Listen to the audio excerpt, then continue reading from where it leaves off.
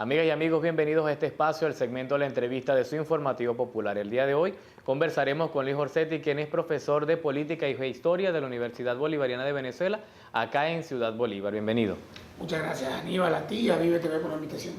El día de hoy conversaremos precisamente la activación de la Asamblea Nacional Constituyente, que debemos contextualizar fue convocada por el Ejecutivo Nacional ante una ola de desestabilización que se desarrolló en el país. Para ello fue convocada esta Asamblea Nacional para garantizar la paz. Ya se han cumplido ya más de 30 días y precisamente hemos visto un cambio en el escenario político y social del país. Vamos a establecer diferencias entre estos escenarios. Hablemos de un antes y un después. Sí. El 30, ¿verdad? 30J. Fíjate, vamos a hacer un pequeño historial, bien concreto.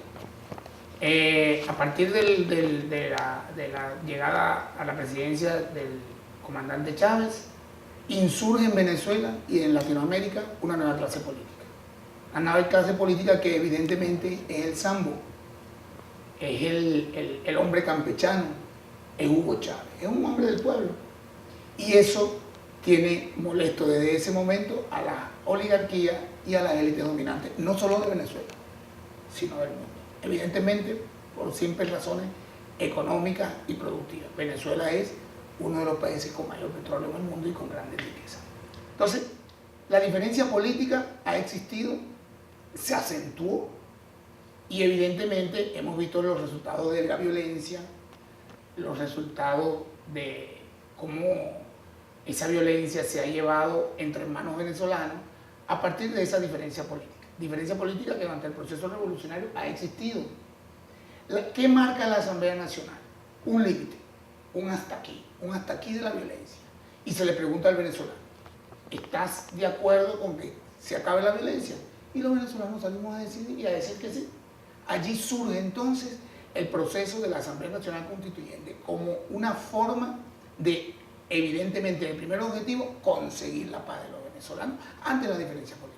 ¿Cuál es el panorama actual del país? ¿Cuál es el panorama que ahora viven los venezolanos? Anteriormente usted está haciendo mención de que se perseguía, digamos, aquella diferencia política, pero ahora vemos marchar libremente a los venezolanos transeúntes, ir a sus actividades normal. Vamos a ver este panorama, un análisis. Fíjate, el antes, como ya te dije, es el insurgir de una nueva clase política. El pueblo gobierna. Eso generó la violencia. A partir de la aprobación de la Asamblea Nacional Constituyente, el pueblo dice hasta aquí. Es el punto de quiebre, es el detonante para transformar y volver a la paz. Era necesario para que la discusión política volviera a la mesa. Porque recuerda aquello de que la política es la continuación de la guerra por otros medios. Entonces hagamos política y no la guerra. Allí empezamos a ver entonces la aceptación por parte de la derecha venezolana y de la extrema oposición de la MUD, que fueron derrotados.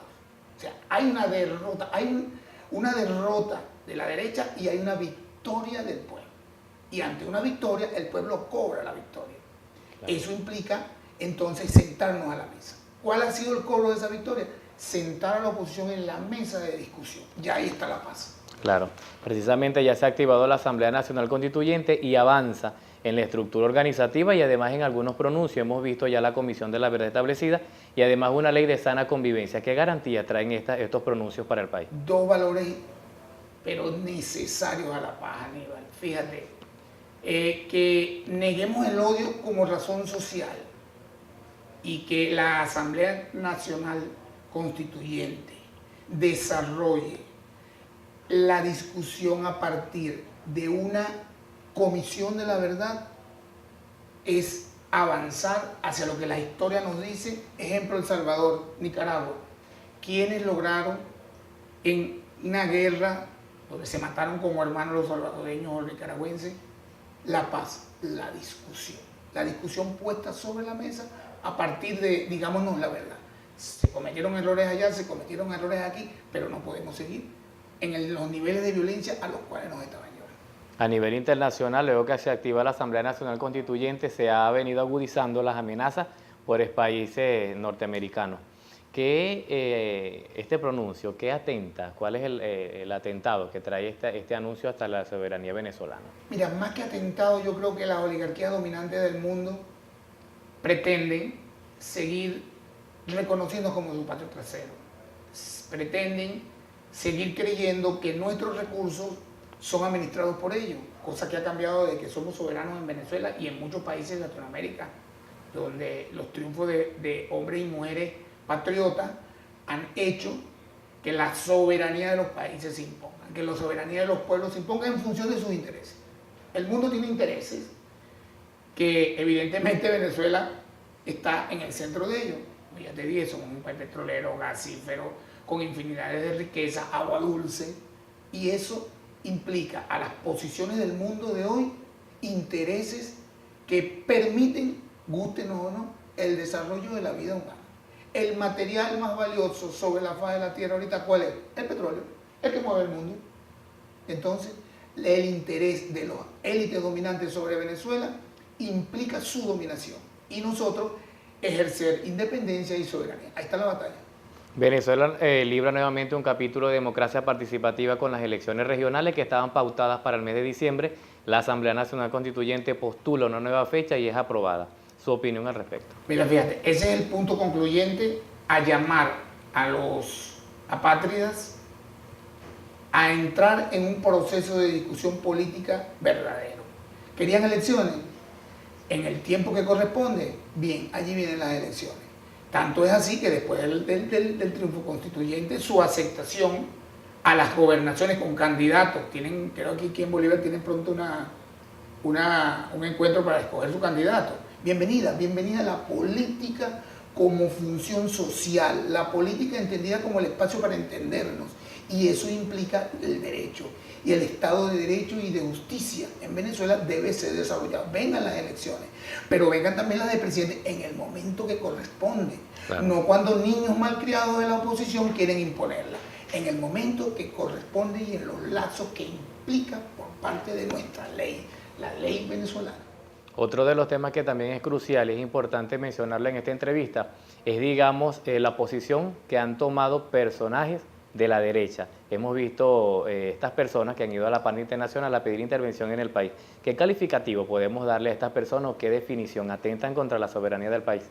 Fíjate que ya yo te lo llamé apátrida anteriormente, ¿no? Pero yo creo que hasta eso de apátrida les podría quedar corto, porque apátrida es el que no tiene patria. Pero es que ellos tienen patria y la están destruyendo en función de lo que te dije anteriormente, intereses personales de riqueza y poder. Entonces, ¿cuál es el ataque al país? ¿Tú crees que solo estás atacando al gobierno de Maduro? No, tú estás atacando a todos los venezolanos. Las bombas, las guerras no tienen nombres especiales. En una guerra hay muertos de bandos y bandos. Y en una guerra hay destrucción, en una guerra hay atraso. Entonces, eso puede ser la voz cantante de un venezolano hacia su patria. ¿Qué cantidad de intereses pueden tener la oligarquía? ¿Cómo se sienten de perdidos ante el poder del pueblo que prefieren destruir la patria, acabarla, llevarla a la ruina? Ahí tú sacas el valor de estos compatriotas, porque aunque no llamen a cualquier forma, siguen siendo nuestros compatriotas porque son nacidos de nuestra patria. Claro, ya casi se nos agota el tiempo. Hasta este escenario que ya hemos venido conversando, ¿qué mensajes podemos dejar a los venezolanos? Mira, primero que todo, la aplicación de la ley, un Estado de justicia, de derecho. Debe ser la aplicación de nuestra Constitución como base fundamental a la correlación social en el país. Las oligarquías dominantes de Venezuela y del mundo deben entender que hay una nueva clase dominante en Venezuela y en Latinoamérica, y que esa clase dominante representa a los pueblos oprimidos por millones de años. Entonces, hay que sentarse a hacer la política y a entender que el mundo está cambiando, que el mundo es multipolar, que emergen potencias como Rusia, China o la India, o que emergen grupos como el BRIC, que ya empiezan a ejercer poder sobre el mundo con otra concepción que no es la dominación imperial, que no es el desarrollo imperialista de los Estados Unidos o de sus compadrazgos europeos. Entonces, el mundo está cambiando y hay que jugar en una nueva mesa de discusión, aceptando al otro y reconociendo el poder de los pueblos. Así es, muchísimas gracias por acompañarnos el día de hoy. Luis Orsetti, profesor de Política y Historia de la Universidad Bolivariana de Venezuela. Nosotros, amigas y amigos, con esta entrevista vamos a retornar el pase a los estudios. Antes les recordamos seguirnos en nuestras cuentas en las redes sociales, Facebook, Twitter, Instagram y Telegram como @BioOrinoco, y también pueden suscribirse a nuestro canal de YouTube. Retornamos el pase al estudio principal del Informativo Popular.